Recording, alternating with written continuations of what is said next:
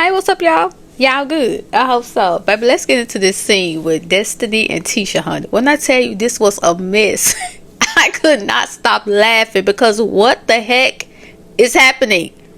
But what I'm going to try to do, I'm going to try to do it as like a reaction. Like I'm going to feed off what they're saying, right? So let's see how this go. Hopefully it go well. So, baby, let's get into this. Speaking badly about me in a joking manner. But it wasn't like badly. I don't think it was badly. Okay, so this is one of those examples of how Tisha will go back and tell a story and she is going to remix it. She is not going to tell it the way it was said. Because when she talked to Marcel, even when she talked to Destiny, she said, Kimmy said you was talking crap about me. But here Kimmy is saying, no, I don't think that she was saying it badly. That's not how she was saying. She was just expressing that sometimes the friendship could be up and down. She never know what to expect. So why would you go back and say that Kimmy said you were talking crap about me and everybody was on Kimmy's head, and Kimmy is sitting here saying, no, I'm not going to say that she said it badly. Ooh. So Destiny phrased it as friendship. And we get together and it's like, we're having dinner. I'm mad at you. Do you feel like you owe her an apology? No. I'm glad that Destiny said that she didn't owe Tisha an apology, because she doesn't. That's how she acts. Like she tried to find the smallest little thing to make an issue. You're mad at Destiny because she didn't defend you when Nell said, tell her to keep my name and my business out of her mouth and worry about what Martell saying about her husband. That's what you mad about.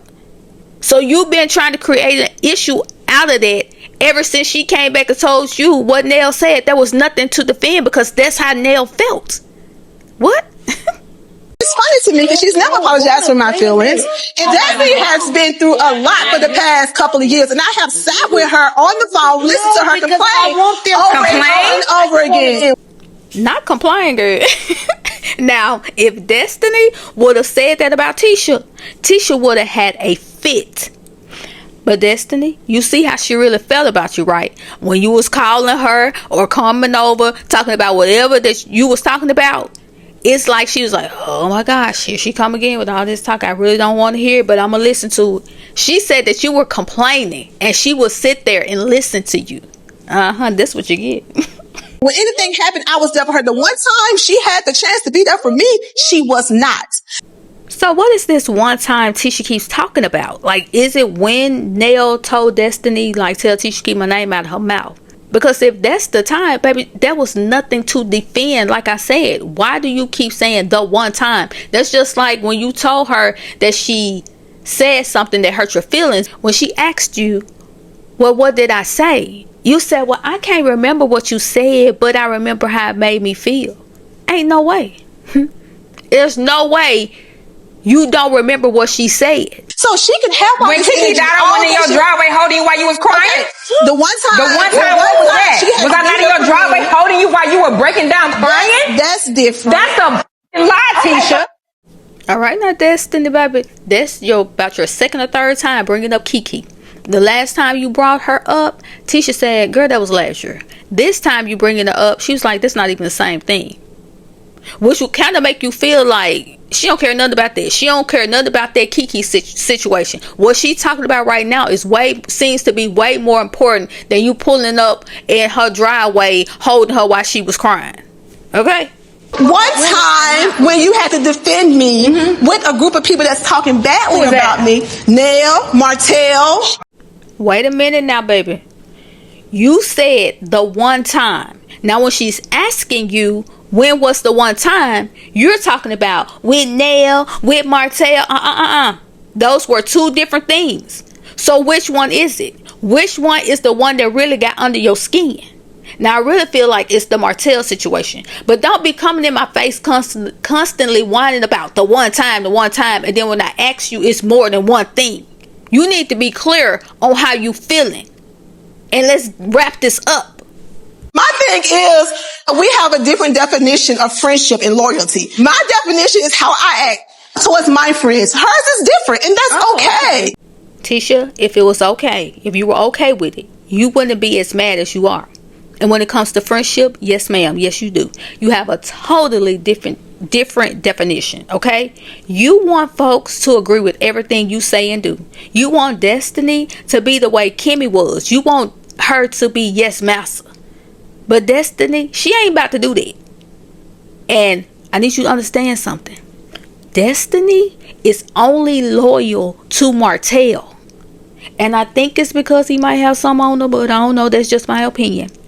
And I don't even think you know how you act towards your friends. And that's if you have any. But as far as this show is concerned, and I'm going to have to call your name, Mel. Tisha has effed over Mel, Kimmy, Tiffany, Stormy, Sunny, Kiki, Nell. She throws a little shade here and there when it comes to Trish. And now it's Destiny's turn.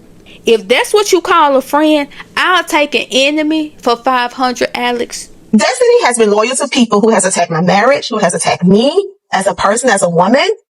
With Nell, I can sort of kind of understand. I can see that relationship. But with Martell, no. This girl is delusional. Tisha is delusional. Tisha, you have been loyal to people who have attacked some of the other women. They have attacked their marriage. They've attacked them as a woman. And it's crazy that you can see her being loyal with Nell, but you can't see her being loyal with Martell when you chose Martell's side first.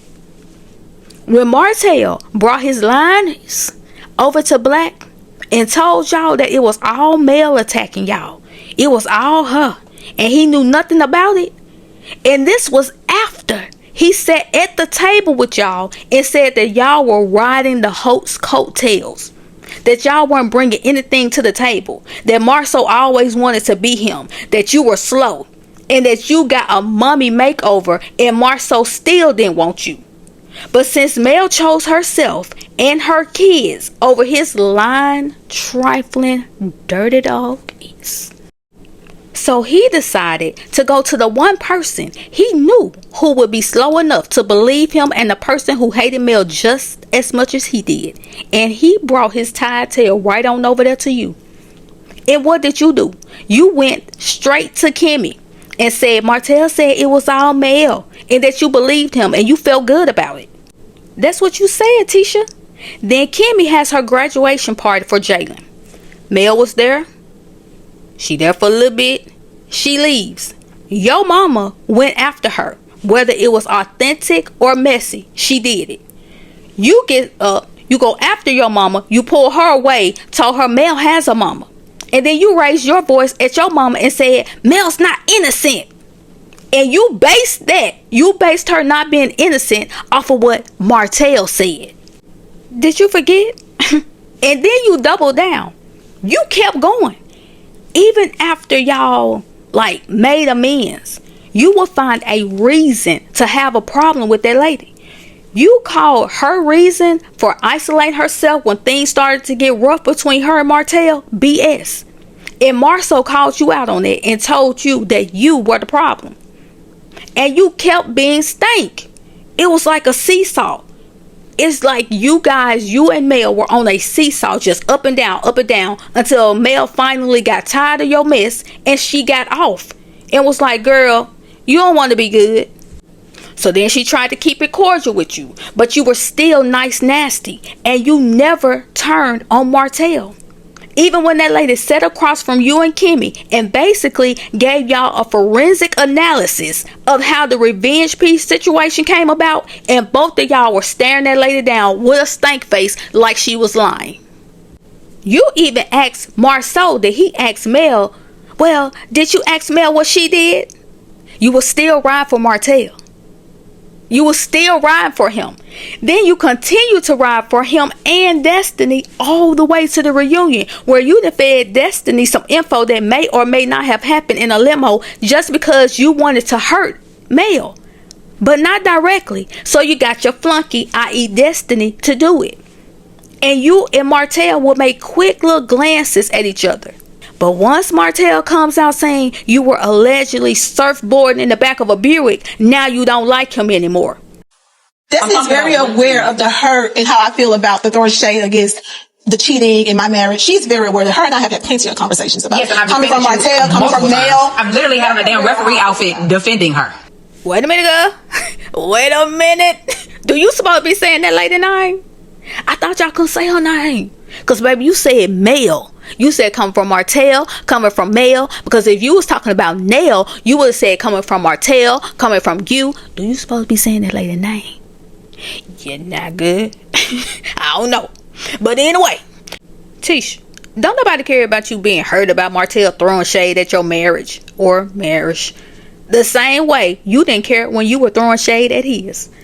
Now, Destiny, I think your production created that question to be messy, and you should not have read it because you knew what was possibly going to happen. And that's why I never understood why you always, like when you're in an interview and you're talking about folks sacrificing friendships and there's certain things that they would do for their spot on the show, when it literally feels like that's what you did to Tisha and Mel in order to secure your spot back on the show. But listen, they played the flashback of the field day when Martell was going in on Marceau, and in that scene when he told Tisha, Marceau, Tisha got the bottom of the barrel, and Marceau said, and she kept it. Baby, Marceau ate with it. He did. It's like he was telling him, yeah, you always thought you were better than me, but your woman still left you, and she left you broken, disgusted. Marceau said, and she kept it. Now, I don't know if that's good or bad, but I think Marceau is really the only person that can put up with Tisha, and he's just riding his time out, child. But I don't know. But he got Martell with it. Is it fair to say you and Destiny are not as close as we all thought y'all were? It is fair to say that. Absolutely. Yeah. Let's say That's over her actions towards me. That's over her actions towards me. My actions towards you. Because I'm supposed to die on the cross. I thought we was better than where we were not. Fall out with them. I was supposed to die off on the cross. They were never close. They only linked up because both of them despised the same person. That was never gonna last because there wasn't enough trust. Tisha was not gonna be able to fully trust Destiny. She just wasn't, because she saw her for her works. They know each other for their work, so there's no way that they were gonna be able to sustain whatever their situationship was, because they were never friends.